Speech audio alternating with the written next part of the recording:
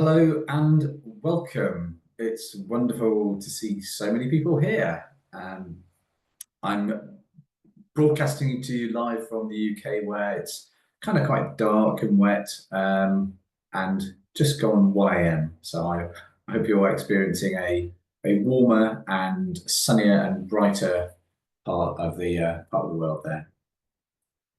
Um, Before we get into housekeeping and today's webinar, I just wanted to tell you a little bit about me. My name is Richard Spencer. I'm one of the directors at About Loyalty. About Loyalty is a dedicated supporter experience agency, and we use science to help non-profits basically deliver better experiences for their supporters. You may know, and some of you actually, I think I recognise some of you from Loyalty Day, but 2 weeks ago we ran Loyalty Day 2024. It's an annual celebration of all things supporter experience. And what we shared in there was a full conference of lessons from 2024, all from the charities that we're working with. And the purpose of that is really just kind of share some of those insights, some of those lessons, top tips, all about delivering better supporter experiences. We had nearly 1,000 people register for that event. So it just goes to show how important this is as a topic and just how many people are saying, well, actually, this is stuff that we've got to invest in. We need to understand. We need to get to grips with measuring, understanding, growing, improving supporter experience. I'm really excited to announce that we're launching our supporter experience services in Australia and New Zealand. This is our second webinar, which we've put on exclusively for you. Hey, you're special, you're lucky, and thank you for coming along. Really, really do appreciate you putting the time in. Maybe you've got some lunch and you're watching this over your lunch, enjoy.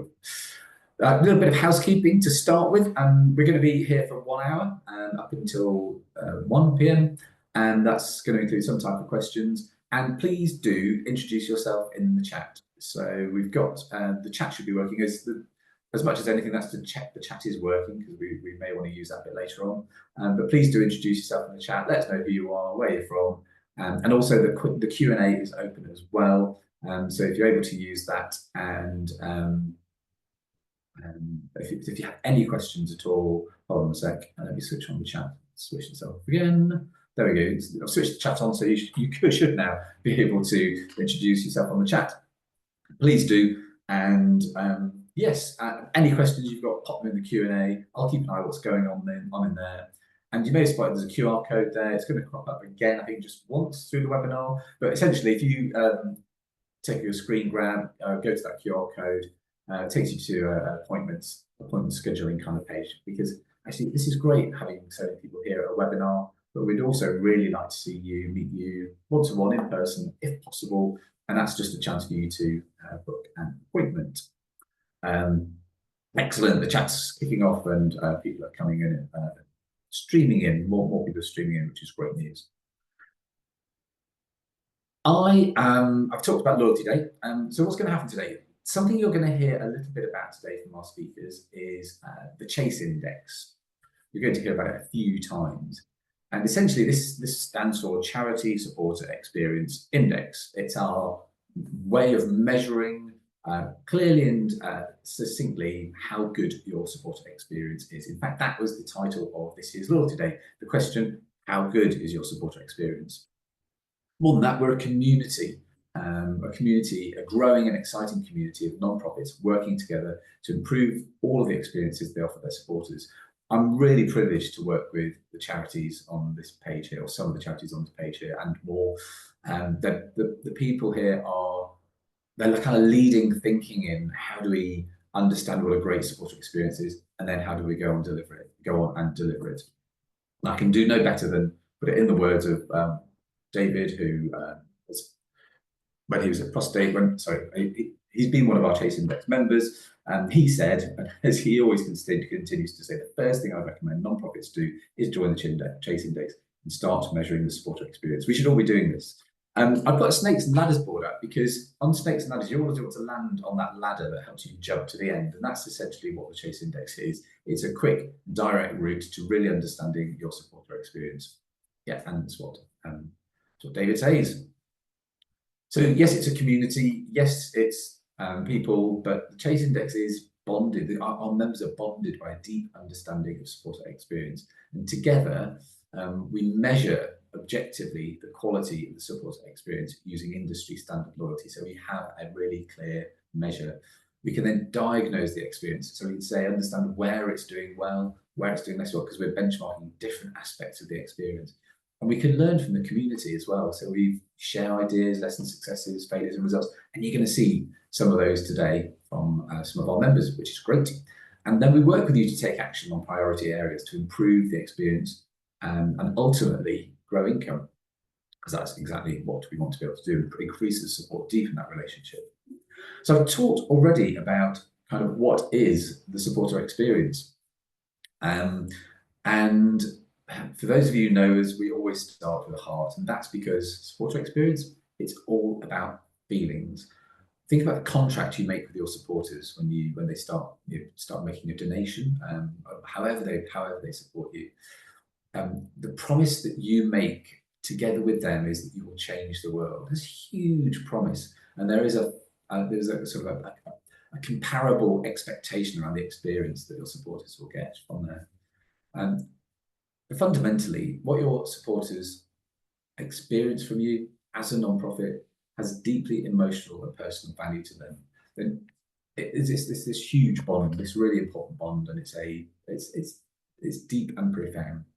So if you're committed to providing great experiences and improving the experiences you offer supporters, which I hope you all are, then you really should know and understand exactly how good your supporter experience is.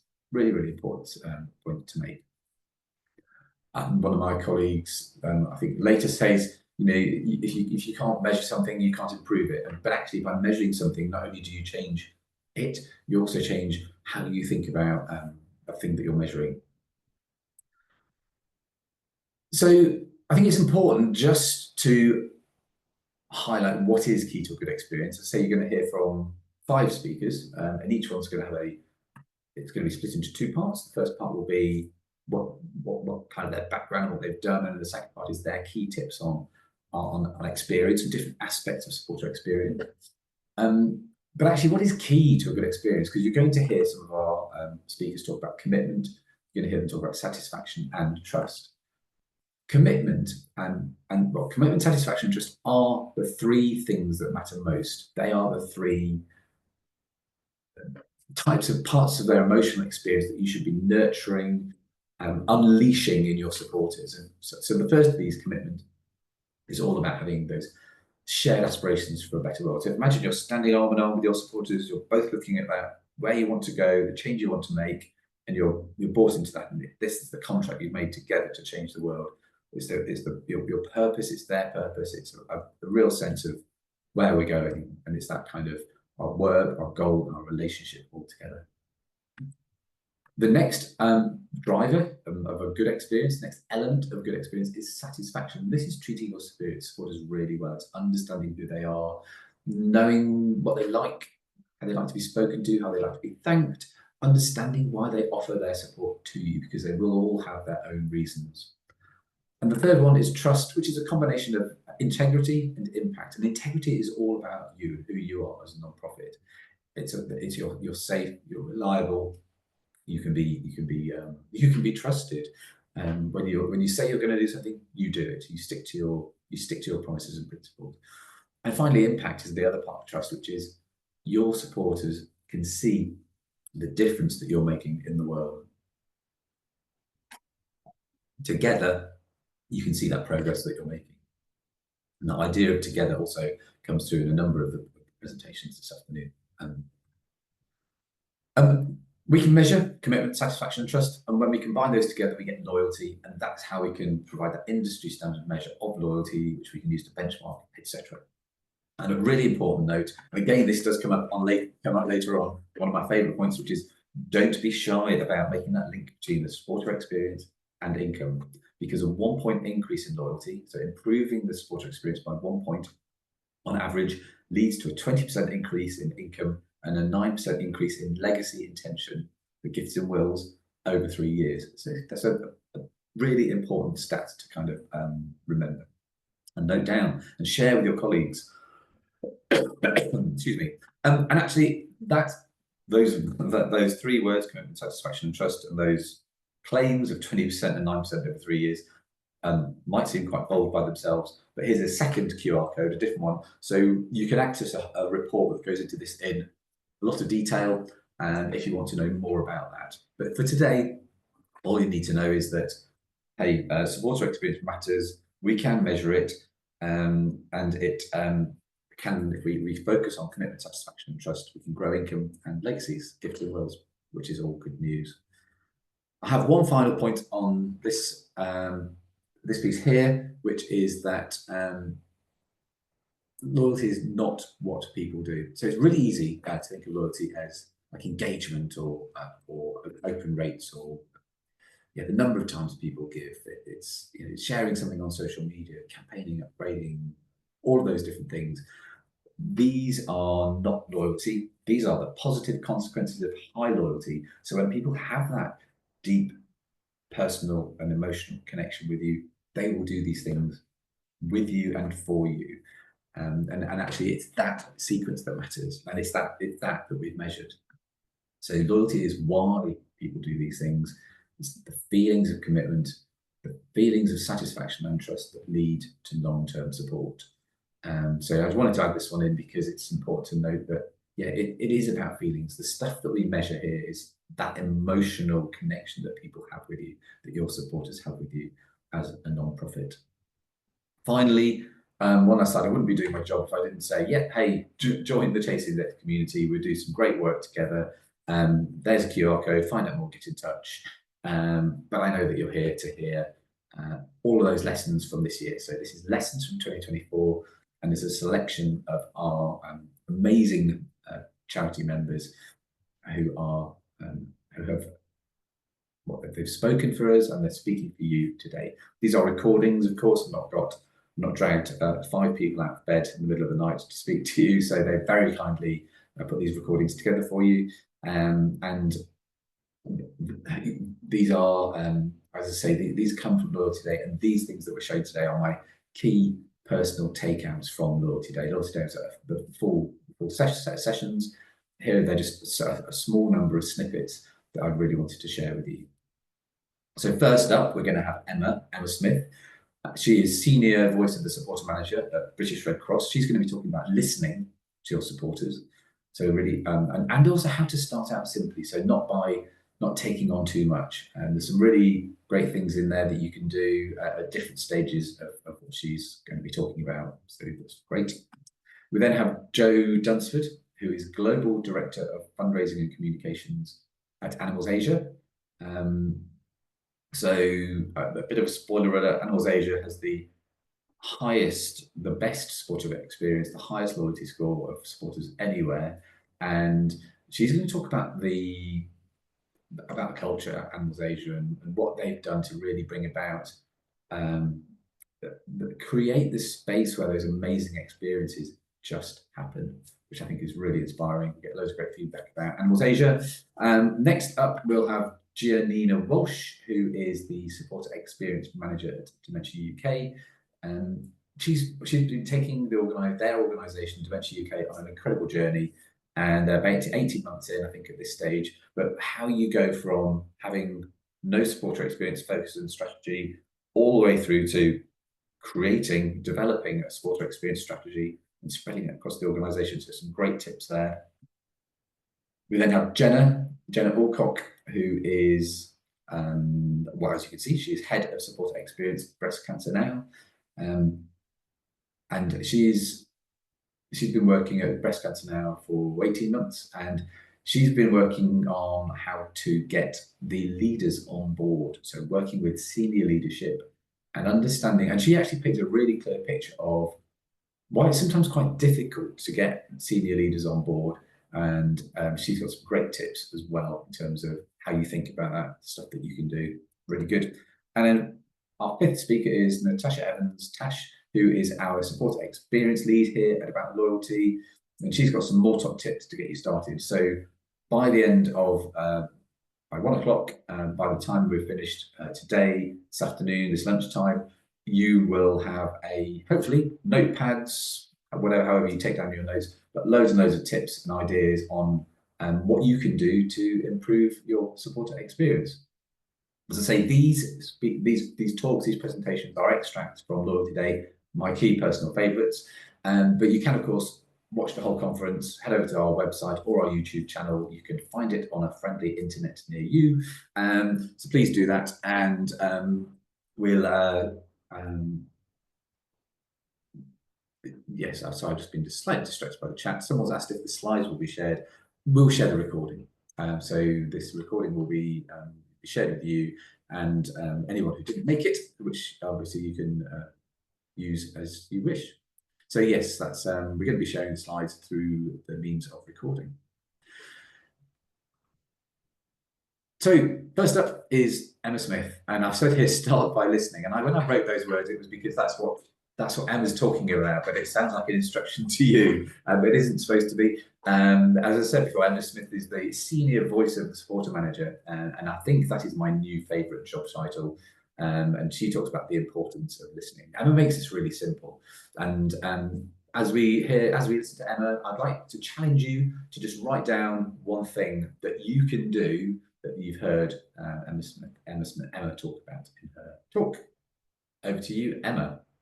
Although this afternoon I'm going to focus on that listening and that supporter voice that Richard mentioned, I think it's helpful to have a bit of a grounding as to where that came from. So this light, our supporter experience North Star, understands that experience is built up with every interaction we have with supporters. So that might be asking directly for donations, quite obvious. It might be something less obvious, so just the visibility of your brand or your organization and what you do. And it might be the most unobvious thing, which I think often gets forgotten, which is choosing to be quiet and not actually engaging or talking or communicating with your supporters. It also reminds us that those that have a positive experience with us, aligned to their values, our values and their needs, are more likely to choose us again, so to choose to support the British Red Cross. And it's built on a reflection of our values. For us, that's being compassionate, dynamic, inclusive and courageous, as well as supporter needs. So these are things we've researched that might make a big difference. So how people feel at different points, whether that be feeling like they're part of something, you know, united together, or inspired that there's hope in what can feel like quite a dark world at times. So to achieve this, it might sound simple, but yes, we need to listen. And I'm sure, as many of you will be aware, before you listen, you might need to ask, and to take that first step and offer the opportunity and the space to allow people to be heard. So that is why we ask supporters and different people numerous different points in their journey with us the question why. And here we have one example of a pop-up survey that we deliver straight after someone makes a donation on our website. But this question could also be asked during a one-to-one conversation with a supporter, someone that's requested more information, someone that's signed up to an event, or any other interaction with your organisation. At the Red Cross, we ask this at both what I call transactional points, so close to an interaction, just like this, after someone's donated. It's targeted around that. So we're finding out really interesting information about what's driving someone to donate to a specific appeal. And then also wider in activity that isn't directly connected to an action. So that gives us more of a wider view, a strategic view, maybe once or twice a year across a much wider group of people, just like what we do with the Chase Index, alongside all those other key loyalty questions. So with this in mind, we talked about like asking people what their motivation is. You might be thinking, great, that's nice in itself. We've asked someone a question, we've heard about what they had to say, but what should we do with this information? And I think it's really important to put the point across that we don't want to waste supporters' time. Their time is valuable as well. Our time is valuable too. We don't want to ask something if we're not going to do anything with it. So I think it's really important to value that and appreciate it and try and learn something from it and act on it. But at the British Red Cross, one of the actions that we've taken is to work on a way to quantify the open text by supporters. So we've actually created 7 high-level themes by building a framework that allows us to consistently measure and see trends in the way that people are answering this question. So this is where that real value comes in to build income and loyalty with supporters and new audiences. So these are some of the things I wanted to share from my experience that you might want to consider if you're thinking about applying some of this listening and harnessing the power of the listening. So don't spend too long getting to the insight. It's important to get that insight right, but make the processes as simple as possible and always remember your overall objective and outcome. At times, for me at least, this might feel quite frustrating, especially if you have really big and bold ideas of ways that you want to do this and what you want to do with it. You might actually have to scale that down a little bit more before you can get to those more complex ways of working. So have a little think about that. Another nugget on here is to try different things. Not everything will work for everyone, and you need to approach listening in different ways for different audiences. And that's both thinking internally, like who are you trying to influence or who are your key stakeholders, and also externally, so your supporters, your donors, who you're talking to. But remember to be patient with this process. You can't learn everything overnight. I've definitely learned that you might need to try things for what feels like a really long time to see if it's making a difference or not. And then you look back and see, oh yeah, actually that's landed now. It might have taken 12 months, but it's definitely got there and people are harnessing it, or they're remembering it, they're bringing it up for you. Another thing is never to lose sight of the people who support your charity.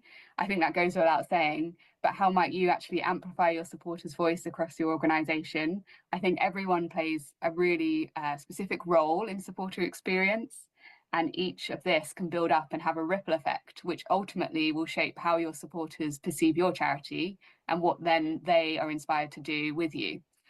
And then when we get to numbers and KPIs, I think that's a great focused way to monitor progress, but words definitely help to tell a story and bring that data to life. So if someone has opened up and shared with you what has driven them to support your organisation, where could you then share this on and bring a human back into the conversation? And lastly, maybe more of a tactile thing and a consideration for you and your organisation, but when is a good time to ask and how frequently is most appropriate? Thank you, Emma. So I hope you've all managed to write down a listening action. I think when Emma talked about had the pop-up that came up saying, asking at any point where that is, that was actually their starting point. And those themes only emerged a little bit later on. They didn't know those themes first of all. They started out, let's just ask, let's just see what people say. And it was about getting all of that information in and saying, okay, what are the common themes? What are the reasons people are coming to us, and what are the reasons that people are choosing to donate to us? I think that's really powerful, because remember I was talking about loyalty, satisfaction, commitment, and trust. In satisfaction, it's really important to understand why people are offering their support, and so you can reflect that back in your communications. And again, as Emma's highlighted, if you're not actually giving people the opportunity to reveal that, it can actually make it really difficult for you to then reflect that back. So I guess how are you going to listen to your supporters? How are you going to find out how people express why they want to give? And how can you then reflect that back to them? I hope you've all managed to write something down. I won't be counting up actions at the end, but if you can jot something down for members, that'd be really quite special. And as I say, that's just an extract. You can go and see Emma's whole presentation over on our website or on YouTube, but obviously don't go now, wait till after. The next speaker is Jo Dunsford. I've already introduced Jo as Global Director of Fundraising and Communications with Animals Asia.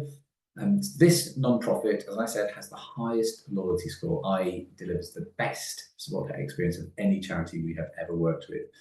I don't know if you remember a slide earlier on, I had when I was talking about the Chase Index, there was like a benchmarking chart. They are the charity all the way over to the left-hand side with the highest score. So here we're going to hear about Jo talk about how they think they've managed to achieve this. And in this talk, she talks about her loyalty scores hitting 6.1 and above. That's actually a really impressive score, which you can tell by she's talking about it. And actually the maximum you can get is 7, although later on Giannina says she believes there is no ceiling to how good your supporter experience can be. So as you're listening to Jo, think about, because Joe's charity is very special, well, sorry, every charity is special, but their structure is perhaps a little bit unique, or the way they go about working together is quite unique.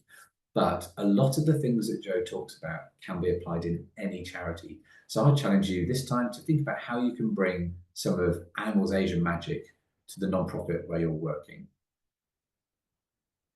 So today we'll be talking to you about the critical role donors play in helping us achieve our mission, and why we believe the way we work with donors contributes to sector-leading donor loyalty. So first of all, let me give you a bit of an introduction to Animals Asia. We were established in 1998 by Jill Robinson, who is still our CEO today. Our founding mission is to end bare mile farming, although we also have programs in cat and dog welfare and working to improve the lives of animals in captivity, particularly stopping the use of animals in tourism. We work predominantly across China and Vietnam, although our reach and impact extends right across Asia. We've always felt that there was something special about the relationship with our donors. And before 2021, I could give you anecdotes like the donors that invited me to their wedding, in which they referred to the moon bears in their vows. Absolutely could have blown me down with a feather. Or the fact that when you start working here, the donors immediately send you invitation to become their Facebook friends, which is a bit strange when you first get here, but after a while you realise that that's completely normal.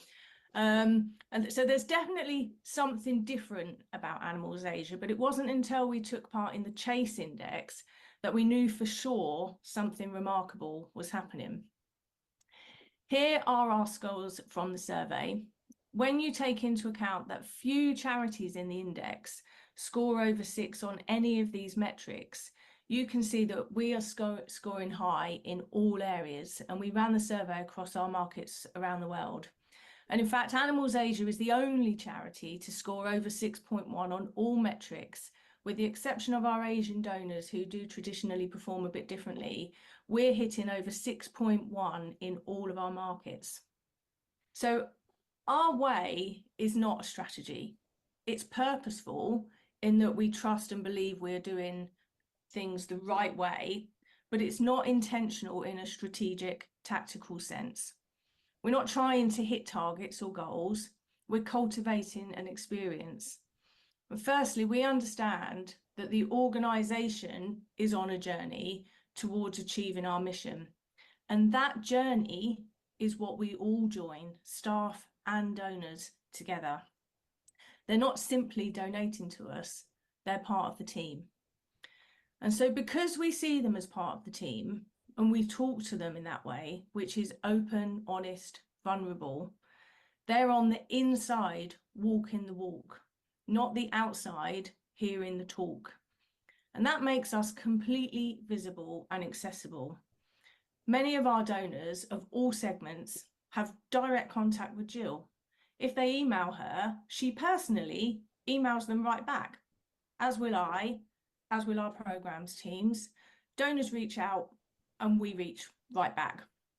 And the one central principle here is that we are all collectively one team.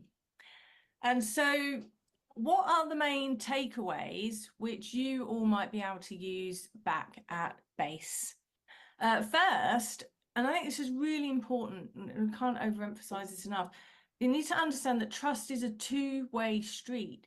Your donors trust you with their investment, and you must trust them to understand your highs and lows. I know lots of organisations are very reluctant to talk to donors about when things are going wrong or what the challenges are. We don't do that. We open the doors, we talk about everything, and we share. And if you follow us on Facebook or see some of the social media, you will see very openly the highs and the lows that we have. Treat them as part of your team. Share everything with them, including your challenges, your failures, and your disappointments. The real supporter journey is the organisation's journey. Understand that your donors are joining your mission, not your mailing list. Let them in, engage them, and let the walls down. And ultimately, as hopefully we all know as fundraisers, that we are here to give the gift of joy. So give them the credit for the programme outcomes, not the credit for hitting the financial targets. And finally, more than anything, understand that in finding a donor, you have found a member of your family. Treat them like that, and you'll have unconditional love for years to come. Because as we all know, one does not simply leave the family. And I love that quote, and thanks to Joe. So yeah, what aspects of Animals Asia magic can you conjure up, do you think? There's so much in there, and there's more that you can hear from Joe at Animals Asia. Interestingly, Animals Asia was the first charity we worked with in Australia, which I think is a feather in their cap, particularly as they have the highest or the best supporter experience of any charity that we've worked with. So one of the other things she talks about there is about being family, about being part of family, and how actually your supporters are on their own journey. The supporters' journey is the organisation's journey. It's your non-profit's journey. You share the same journey. I really like that description of thinking about how supporters should feel in your non-profit. So it is about bringing them inside, sharing the highs, the lows, all of those things with them. So a big thank you to Joe. And by the way, for those of you who have turned up since we started, the chat is open. Please do introduce yourself if you haven't already. And if you've got any questions, pop them in the Q&A, and we'll keep an eye on those throughout the rest of the session. So next up, we have Giannina Walsh, who is the Supporter Experience Manager at Dementia UK. Now, I hope one of the things you've noticed is, that so many people have the words supporter experience in their job title. And that is something that when I started out work in this field was quite rare. It was unusual to come across people who had those words supporter experience in their job title. And I think the number of people now who describe themselves in that role and work in that space is really a testament to all of you out there and everybody else who's working really to focus on what are those experiences that your supporters are having. So what Janine is going to talk about is a little bit about her journey.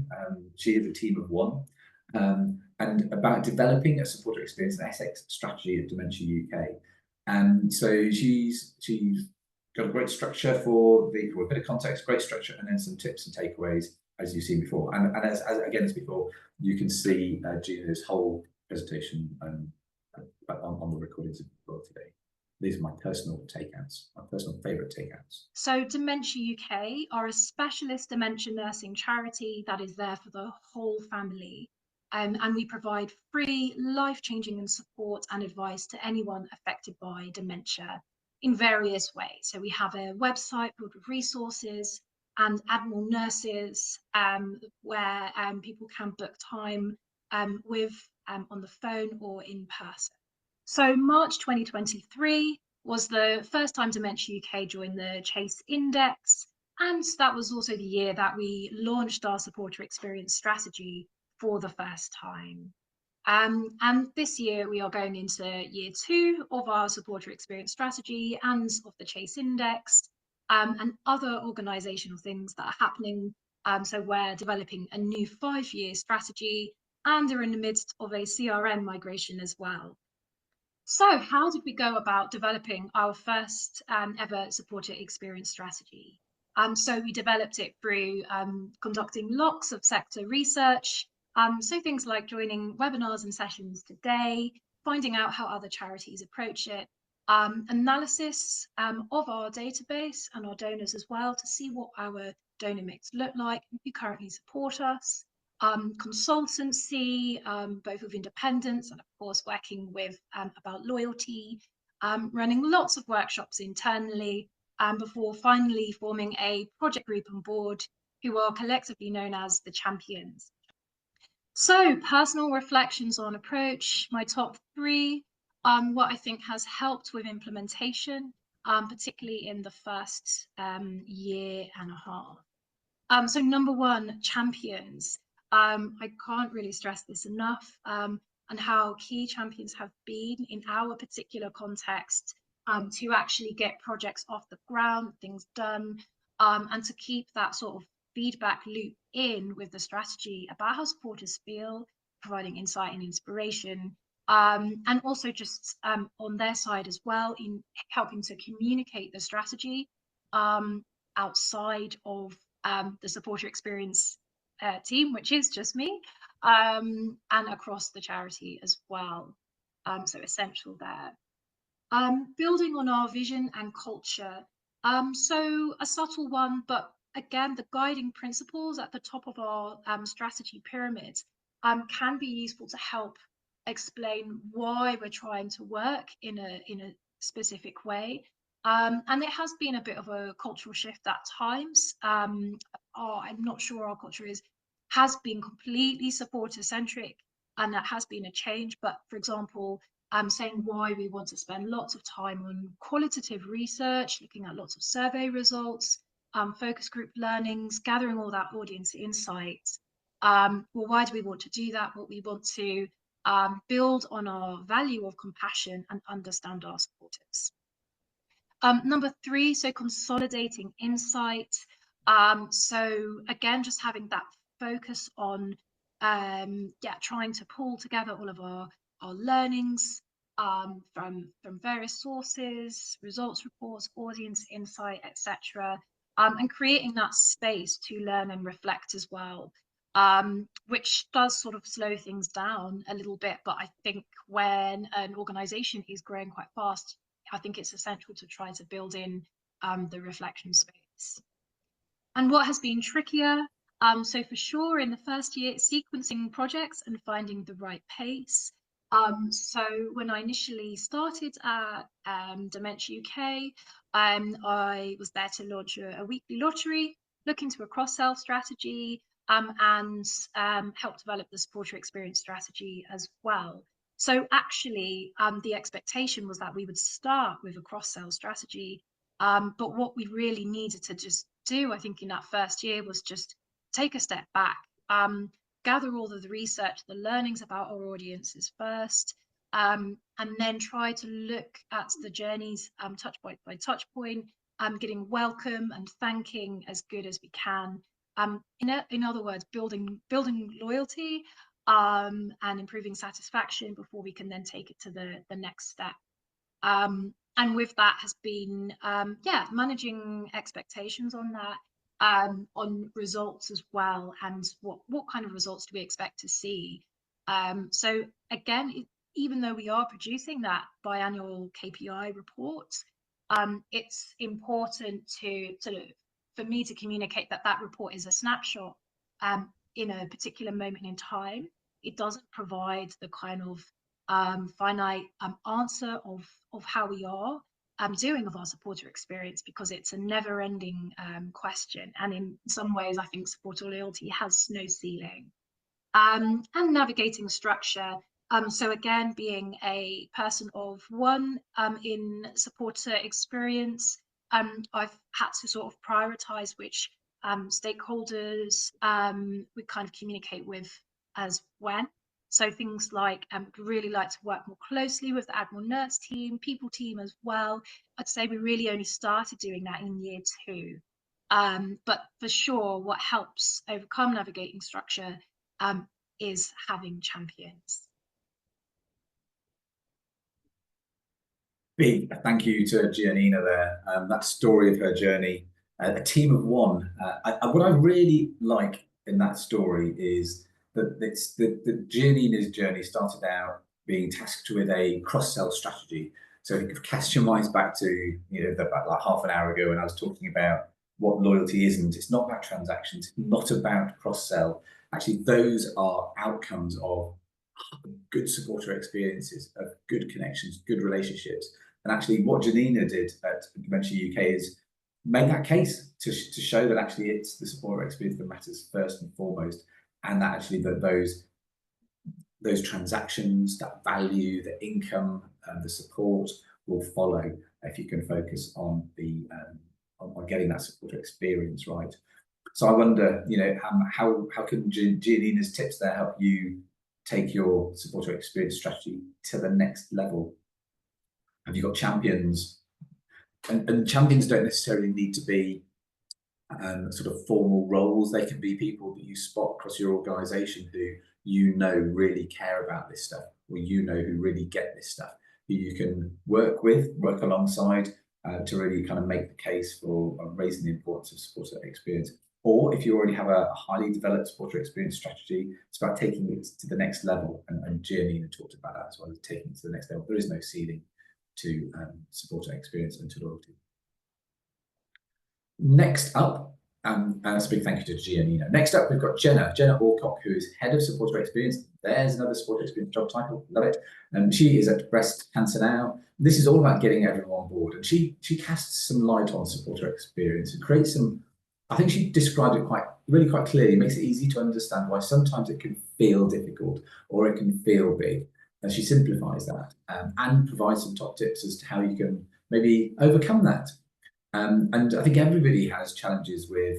I won't steal Jenna's thunder, of course, but I wonder if you could then reflect on what perhaps your challenges are in getting senior leaders on board or others around the organisation, other people, wherever they are. Maybe reflect on where your difficulties have been, challenges or opportunities. Maybe make some notes as you listen to Jenna. So she's going to be telling a little bit about her story. My name is Jenna, as Richard said, and I joined Breast Cancer Now about 18 months ago as their Head of Supporter Experience. My background is more in individual giving, and this is actually the first time that I've focused on supporter experience. Because lots of supporter experience functions are new, like many of us, I'm doing this for the first time. And definitely, I was reflecting the other day and thinking there's no role that I've had which is quite pushed and tested my persuasive and influencing powers, nor that's required me to work quite so closely with leadership. Not because Breast Cancer Now isn't pro-supporter experience, quite the opposite, we've got a lot of champions here, but just because, like most charities, we're setting up this function for the first time, and by its nature, all the things that we've just been speaking about, it can be really tricky. So something I've been thinking about recently is that it does feel like there's something unique about the area of supporter experience, which means it's, you so need leadership buy-in to get things off the ground, but contradictory, it's always really tricky to come by. And I think it's because most charities aren't set up in a way that makes delivering good supporter experience really easy. So hopefully some of this sounds familiar to you. But for example, generally our income targets and our KPIs are in year, not necessarily favouring supporters the long term. Usually team structures reflect income stream and product, but we know supporters might want to do a variety of things for us and that might benefit them. Individual teams usually have their own targets which they're chasing. They want to hit, for example, a certain number of marathon numbers, and they'll increasingly market to higher volumes of supporters to hit that target. And then budgets are signed off by boards on the basis of all of the above. So there's a pull between what leaders are measured on, how charities are structured, and then what might make for good supporter experience. Add to that supporter experience wrongly, has a rep for being a bit fluffy. And that generally, as we move up the ranks, we aren't spending as much time with our supporters. So by the nature of leadership roles, if you're an exec or if you're an officer, you might be chatting to supporters on the phone, you might be writing thank you letters. If you're a head, director, CEO, that's not always going to be the case. But yeah, as supporter experience practitioners, it does feel like we are those fish swimming against the current. So operating in this environment, not necessarily designed for us, we do need that leadership support more than ever. Now, potentially that can make things sound a bit bleak, right? So if we're working against if we're working towards bringing leadership with us, but we need them so much, like how do we overcome this catch-22? How do we go about getting leadership on board? Well, here are 5 things that I found useful over the last 18 months to think about.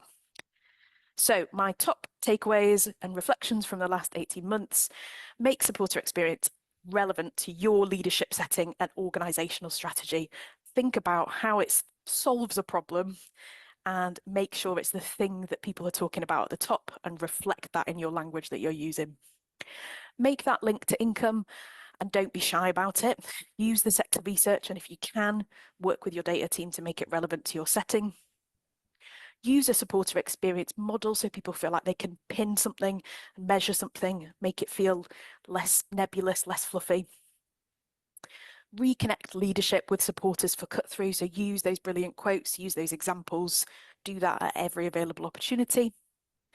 And add structures like boards, like working groups to help you make progress and give supporter experience that all important organisational airtime. So over the last 18 months, there are definitely several things that I've tried to do that have not worked that I also think are always really useful to highlight too. So the first is not trying to move too fast. So as Tash said, so much of what we're trying to do is a real slow burn, and actually jumping in two-footed into something before you know the environment, the people, the organisation, it's not going to serve you well. The second is not assuming that your stakeholders are on board. So I definitely, on reflection, would have taken a much more structured approach to stakeholder management from the off. I've had several experiences of thinking, yep, this stakeholder love supporter experience is on board, and then when push comes to shove, it's not quite there. The third is not forgetting to repeat those key messages. So you might be spending all your time thinking about supporter experience and the importance of it, but chances are your LT might not be. So keep coming back to why it's important, how supporter experience is relevant in your context, and what it's going to enable, what problem it helps solve for the organisation. Big thank you to Jenna there. So Jenna's talked about why sometimes it's difficult, why sometimes it feels difficult because of your structures, your targets, how teams are kind of encouraged to work, whereas actually supporter experience, she clearly talked about, cuts across all of those things. That's not how supporters see the world. I really like, she's talked as well about getting the right people on board, talking about boards and champions in a similar way to Giannina and others.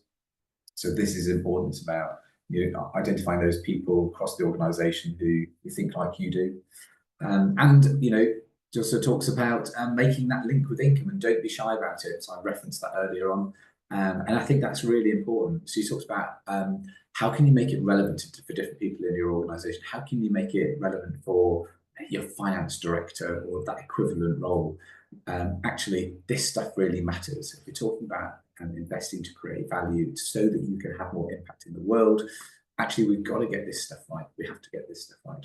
So I wonder, have you noted down maybe what perhaps your challenges are? Did you have a think and a reflect about those? And have you had a think and written something down maybe about what you could do this afternoon, straight after this webinar, to get people on board? Is there one easy, quick, simple thing that you can do? I wonder, I hope, I dream.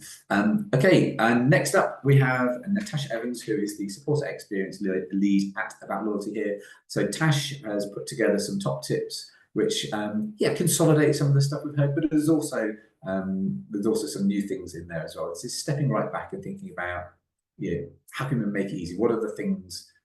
What are some things that you can do? And I think I'd like you to think about what might be your favourite tip. So yes, my top tips. The first one is find your tribe. Within your organisation, there will be people who, like you, will be champions of supporter experience. And just like Giannina said earlier, everyone should be a supporter experience champion. And so I encourage you to find out these people, because you will be stronger together and you can support each other by sharing ideas and drive supporter experience within your organisation. Now, on the other side, there will be people who might not yet be believers of supporter experience. And so I'd recommend doing a stakeholder analysis that can help you map out how you can leverage the people that already believe and start to address the concerns from those who are not yet brought into supporter experience. My second top tip is all about remaining curious. So do you remember when you first started your role, your organisation? Did you ever wonder, why do we do things this way? Why don't we do things differently? I suspect as you came into your new job or your new organisation, you may have been really, really curious. And in the words of Walt Disney, being curious keeps us moving forward. It keeps us exploring, experimenting, and opening new doors. So I encourage you to remain curious and ask the why question. And in fact, don't just ask why once, ask it 5 times, because it's a great way to get to the root. And a fun fact, the 5 whys is a technique that was developed in the 1930s by the founder of Toyota, and it became popular in the 1970s, and Toyota still use it today to solve problems. So take that from Toyota. Ask the 5 whys.